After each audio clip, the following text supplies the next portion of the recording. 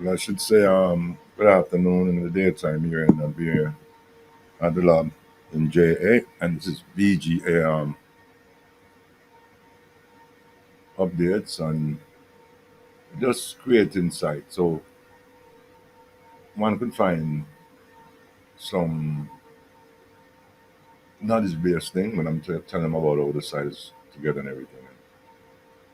I'm sort of informal the way I do my thing, but I'll give you much information. Oh, so if you follow the other video that I did the last time, we talked about creating a music portal and working with other site that I had here. Let me try to find that site. Going to this stuff, and we can load this site, right?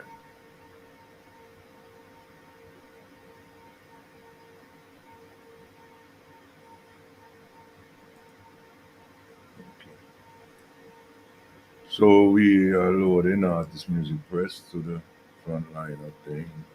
All right, let's go over there. And I think we can go over to the blog. So we're going to make the blog load up while we go over here. And so we're in the administration here. Um, Another site at the first in production.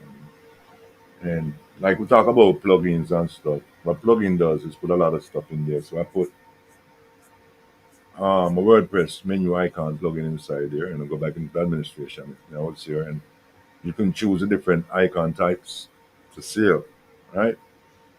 Okay, let me close that out there.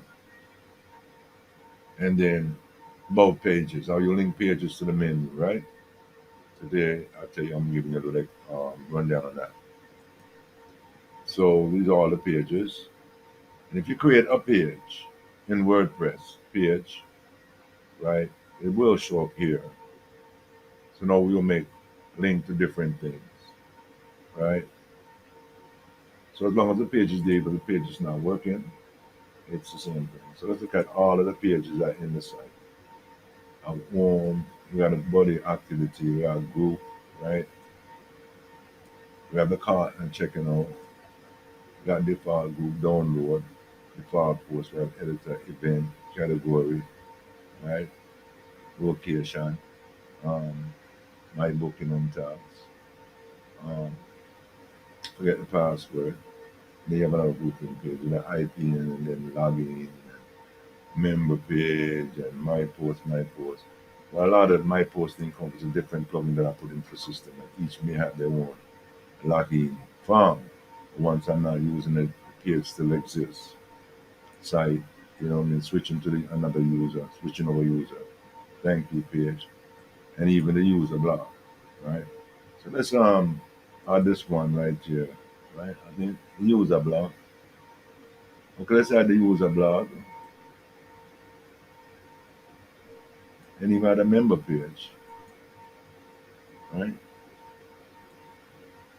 So for you guys who's doing WordPress and you're trying to first hand see how you will really set up your menu on your page, I'll take you and you come okay. We're gonna add those guys right there.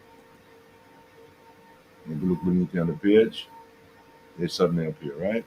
Cool. So I'm gonna go here and let's check what type of menu I did. Okay, cool. I like these types of menu. So this said, who can see the member thing, right? Well, who can see the member, basically is since a subscriber is probably buying something in the music site, but we should say administrator, contributor, editor, author, and even event manager should be able to like see that, right? And we say login user right here, right? So we are referring to these people being login users that they can do that. Okay, logged in user who can see the thing again right here, who can link this page. Okay, who can do the linking to it is again these people because the subscriber just really subscribe because it's a music site, right? Because it's a music site, they come to either listen, make a playlist, buy music or otherwise. So that's why that menu should be like that. And so for the internal users who are members of the site, and the editor, and the contributor, right? It's the same thing. And it goes to the same thing. Who will see the user posts? Login users, right? And if we don't know, we might make um, a subscriber can't see the user post because you want them to see what the user write as well right there. So you can give them a little head up and say, okay, everybody and everyone there. Come down here and don't even change that. Just like everyone. You know what I mean? Who can link the user post. The user blog. It's a post anyway. Right? Okay. Income information good here. Okay.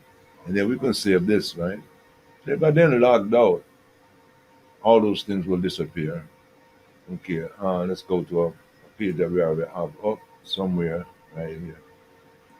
And refresh the page.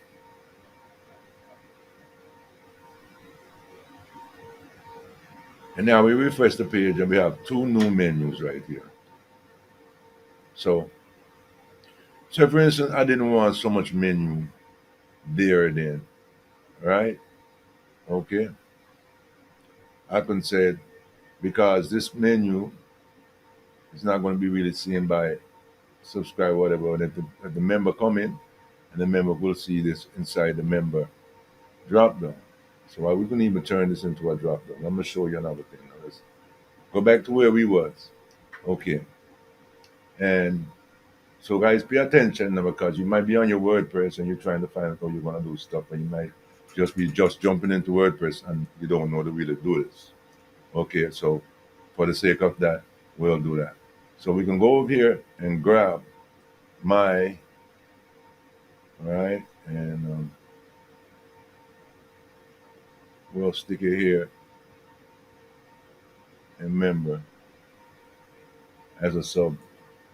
Come down sub. Right? Then we'll grab this guy here and drop him up there. See what I'm saying? Cool.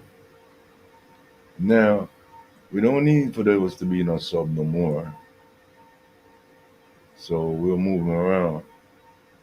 So everybody now is just one sub menu.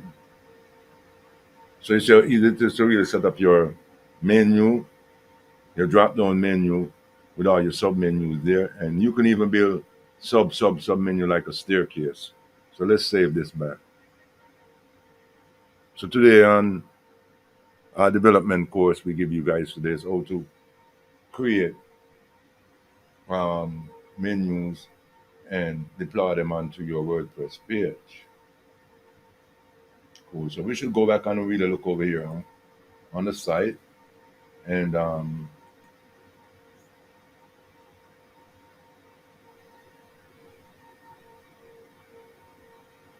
okay, so now there is less a menu on the window, but there is a drop down. And you can still look at your default posts,